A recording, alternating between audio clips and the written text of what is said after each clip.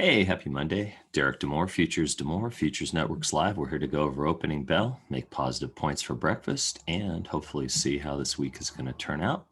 Right now, we decided we were right at the 89 period EMA, which is kind of the indicator. We went long. The one market that I thought looked the most bearish was the NASDAQ, and that's the one I should have gone short on. Based on the limit orders, won 2 and lost 1. At market, we ended up losing 2 and winning 1. So here's kind of what ended up happening. And bam.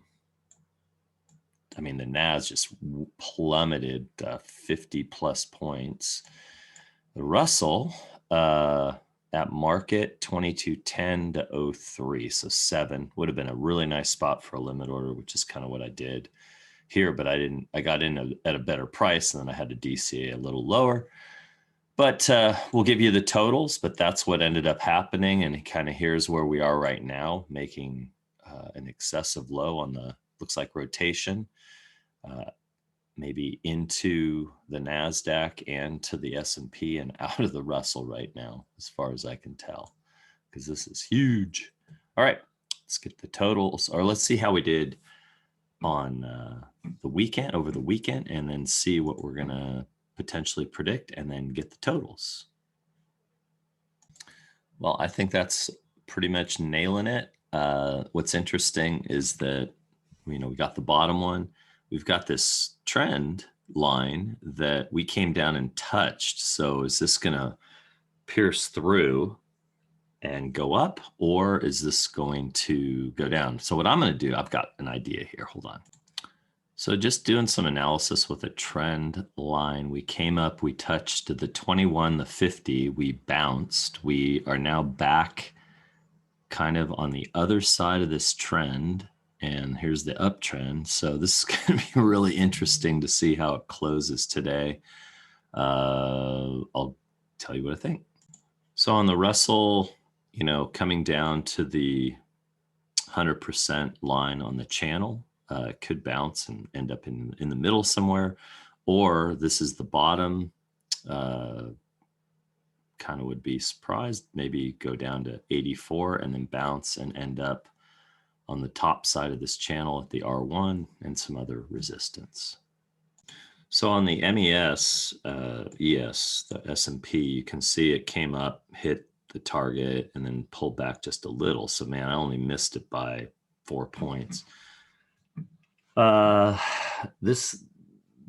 Yes, on Friday it was or today, it's kind of an anomaly where it, popped up. It looked like we were going to go further up. Now we are coming back 50% on this. So if this does pull back, by the end of the day, we could be right up in this area. But we could end up, down in this pit again. So we'll see. Let me think here. So one of the things I'm trying to figure out, if this was the wave 5 high of the Elliott wave, then this is ABC chop. And are we starting a new Elliott wave to go higher? Or is this a transition and this is the 5 of the 5 of the 5 and we're done right here? So let me show you what I'm talking about. So right here, you can see kind of the, how I kind of drew the Elliott wave, whether it's true or not, I don't know. But I think there was a confirmation back here that we did have a 5 with somebody that I checked with back in September, beginning of September, ABC chop 0, 1, 2, 3, 4, 5. And now you get to this spot where you have divergence, right? Nice divergence. And what is this? Is this the, A, B, C, and the start of a new trend, a new 5-wave trend up? Or is this an ABC chop and then maybe another ABC and then a start? Or is this the start of a turnaround, a downtrend, which could be sharp and severe? I don't know. That's what I'm trying to figure out. So here's where I ended up putting them. I mean, we could end up at a doji today too, but if it breaks out, I don't know if we'll reach all-time highs today, but we could definitely go up just above 44,000 again, or 4,200 again.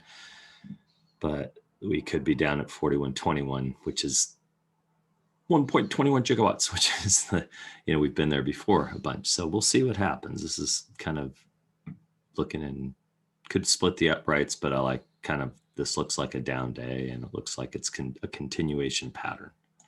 Now the NAS, very similar to the S&P, came up, touched, and then just backed off a little. So pretty close on all of them. Where does this go?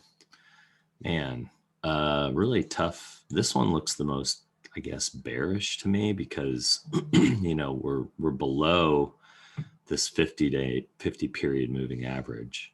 So this rounding, man. All right, I think I know. Well, I think you can kind of see, I mean, this is the angle.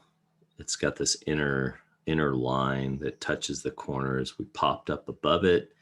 Now we're almost back in it. So we either come down and touch it, maybe turn around, or we go all the way down, which, oof, that could be huge. Oh, not too bad. Yeah, that just gets us back to March.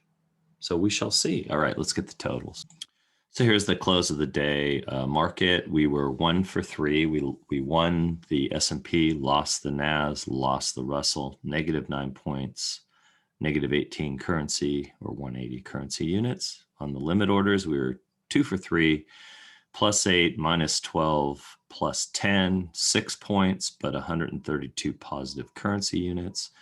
So thinking about maybe adjusting the Russell to be even with the NAS or something to that effect, where I can break, if I get 1 out of 3, I'm even on all across the board. But I don't know. We'll see. Thanks for being with Futures to More, Futures Networks Live. Come join us. Check us out. Positive points for breakfast.